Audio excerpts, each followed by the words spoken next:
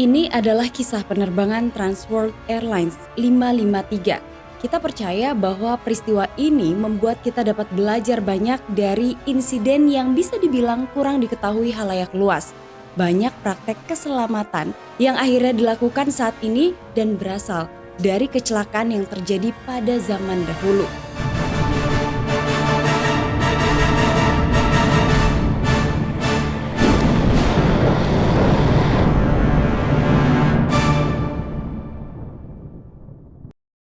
Di tahun 1960-an, pesawat jet mulai menggantikan pesawat bermesin piston sebagai alat transportasi utama dalam penerbangan komersial. Pesawat-pesawat seperti Boeing 707 dan Douglas DC-8 memperpendek waktu perjalanan dan meningkatkan kenyamanan penumpang. Di darat, bandara-bandara internasional tumbuh pesat, mengakomodasi lonjakan jumlah penumpang dan juga pesawat. Dan ini adalah era di mana penerbangan menjadi simbol kemajuan.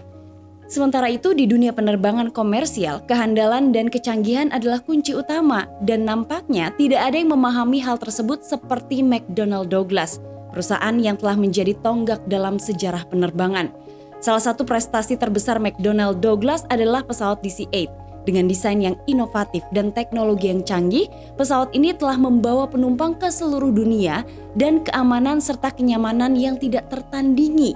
Pesawat DC-9 dengan panjang badan sekitar 30 meter dan sayap yang ramping memberikan kesan aerodinamis adalah sebuah karya teknik yang menakjubkan. Mesin ganda yang terletak di ekor pesawat memberikan daya dorong yang kuat. Sementara kokpit yang luas memberi para pilot kendali penuh.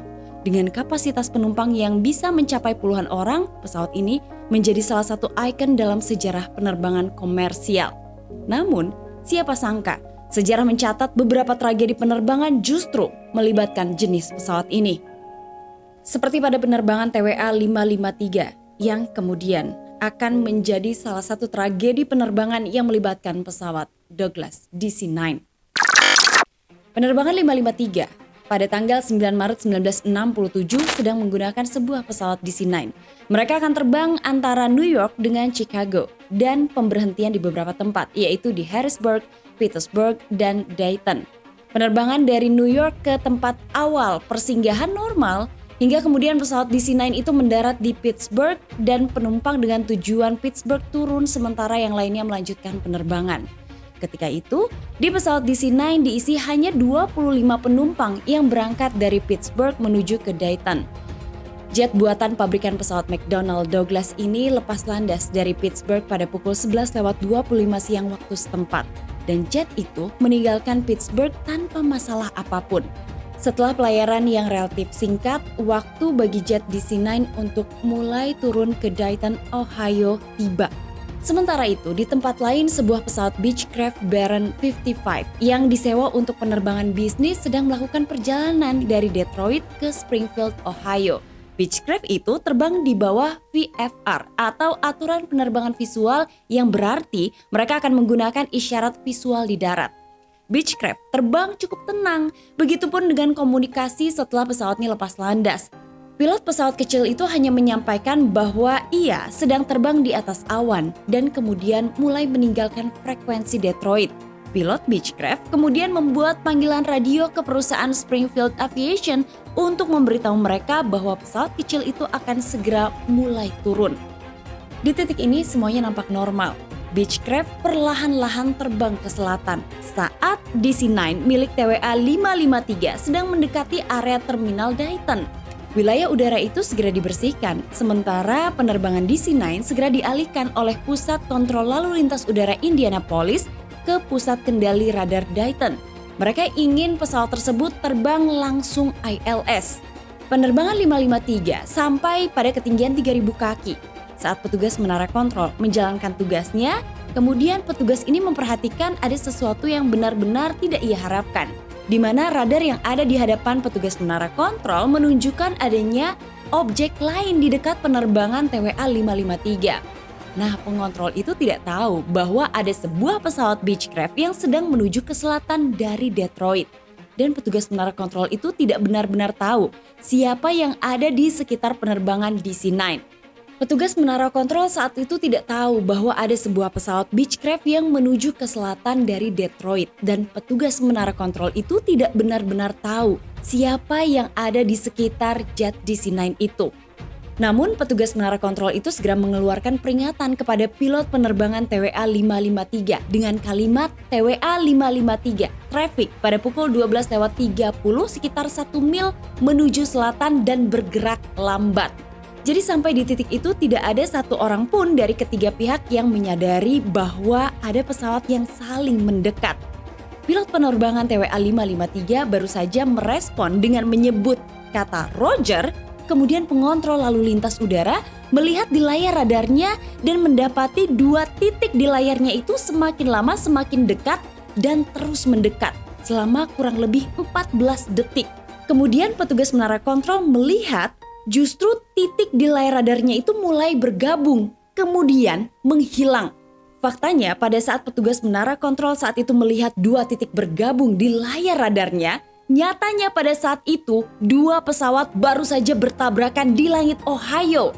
Pesawat Beechcraft telah menabrak pesawat DC-9 dan sayap kiri jet itu jatuh sampai akhirnya pesawat menukik. Tidak ada harapan untuk menyelamatkan penerbangan DC-9. Sementara itu di menara kontrol, petugas yang terus memperhatikan radar melihat objek yang diamatinya mulai berubah. Saat itu radar kembali berubah bentuk. Agak sedikit terlambat, pengontrol menyalakan radio dan mulai menghubungi penerbangan TWA 553. Saat itu petugas menara kontrol tersebut mengatakan clear of traffic. Tapi anehnya tidak ada respon dari penerbangan TWA 553. Sekali lagi dicoba untuk dihubungi dan tetap tidak ada balasan dari penerbangan DC-9. Masih belum menyadari apa yang terjadi, petugas menara kontrol mencoba lagi untuk menghubungi pesawat DC-9 dan tetap tidak ada respon. Sampai akhirnya ia baru sadar bahwa penerbangan TWA 553 telah hilang dengan kemungkinan tabrakan dengan sebuah objek misterius yang diduga pesawat lain. Di darat, tepatnya di dekat Springfield, Ohio, orang-orang mulai mendengar suara dari pesawat Beechcraft yang baru saja bertabrakan. Mereka kemudian menengadah, melihat ke atas lalu memalingkan muka mereka ketika dilihatnya sebuah pemandangan yang mengerikan. Ketika pesawat Beechcraft itu jatuh, disusul dengan DC-9 yang jatuh dari langit. 25 orang di dalam pesawat DC-9 dan 1 orang di dalam pesawat Beechcraft meninggal dunia. Untungnya, tidak ada seorang pun di darat yang terluka ataupun menjadi korban. Total 26 orang dari kedua pesawat itu meninggal dunia. Momen penerbangan 553 yang berangkat dari Pittsburgh sempat diabadikan melalui sebuah foto hanya beberapa jam sebelum pesawat itu jatuh. Dan itu adalah gambar terakhir yang seolah terus menghantui banyak pihak. Saat terjadinya tabrakan pesawat, dipercaya ada satu pihak yang berada di tempat yang salah dan waktu yang salah. Tapi untuk mengetahuinya, tentu kita perlu mengetahui jejak dari kedua pesawat yang terlibat dalam tabrakan tersebut. Investigasi dimulai. Hari ini, di abad 21, kita mungkin sudah cukup mudah melihat radar penerbangan dan mendapatkan gambaran kasar tentang di mana sebagian besar pesawat berada pada waktu tertentu. Tapi nyatanya, untuk di tahun 1967 tidak ada GPS di pesawat. Bahkan pada pesawat Beechcraft tidak memiliki CVR ataupun FDR. Saat itu hanya perekam dari DC-9 yang dapat memberikan informasi yang cukup untuk memberikan apa yang dicari penyelidik tentang di mana pesawat DC-9 itu sedang berada ketika tabrakan terjadi. Sedangkan untuk pesawat Beechcraft, penyelidik harus berpikir kreatif untuk mengungkap di mana pesawat kecil itu memilih jalur yang paling memungkinkan untuk terbang. Mereka juga perlu mengetahui apa yang dilakukan pesawat tersebut. Penyelidik juga meminta perusahaan Beechcraft untuk menyediakan data dan melakukan beberapa perhitungan untuk melihat apa yang terjadi di dalam penerbangan itu dan yang mungkin dilakukan pesawat di saat-saat terakhir penerbangannya. Dari hasil perhitungan mereka menunjukkan bahwa pesawat itu sepertinya akan turun dengan ketinggian 300 kaki per menit dengan kecepatan 194 mil per jam. Hal ini menunjukkan kepada para penyelidik di mana kedua jalur penerbangan itu berpotongan dan dengan beberapa kesaksian dari saksi mata, mereka dapat mengetahui bahwa tabrakan terjadi tepat di atas Urbana, Ohio. Puing-puing sisa tabrakan mengungkap kisah selanjutnya bahwa kedua pesawat tersebut jatuh di 2 area yang berbeda. Hal yang perlu diperhatikan adalah bagian bawah dari pesawat Beechcraft yang dicat dengan warna merah cerah. Sementara pada pesawat DC-9 hanya memiliki garis merah di sisinya saja, sehingga ketika mereka menemukan tanda lecet merah di sisi kanan dari pesawat DC-9 dan juga di depan sayap dan di sayap itu sendiri, maka hal itu memberitahu penyelidik bagaimana tabrakan itu terjadi di atas langit Ohio. Tapi pertanyaan berikutnya muncul, siapa yang sebenarnya salah dalam peristiwa itu? Dari perekam data penerbangan diketahui bahwa tabrakan terjadi pada ketinggian sekitar 4.500 kaki. Dan sesuai peraturan penerbangan saat itu, bahwa Beechcraft diperbolehkan berada di wilayah udara tersebut tanpa menginformasikannya kepada siapapun di darat. Hal ini seolah menunjukkan bahwa pesawat DC-9 sepertinya berada di tempat yang salah, bukan? Tapi tidak juga. Sebenarnya pesawat DC-9 juga berada di tempat yang seharusnya, di mana penerbangan ini dipandu oleh ATC dan ATC menyuruh pilot untuk berada di tempat yang seharusnya. Sesuai dengan peraturan, ATC mengizinkan penerbangan itu berada di wilayah tersebut. Tapi kenapa tidak ada yang melihat sebuah Beechcraft sedang menuju ke arah pesawat DC-9? Ini akan menjadi bagian penerbangan tersibuk bagi pilot DC-9. First Officer saat itu diduga sedang fokus untuk menurunkan ketinggian pesawat seperti yang sudah ditentukan. Sementara itu, Captain sangat sibuk dengan pemeriksaan daftar checklist.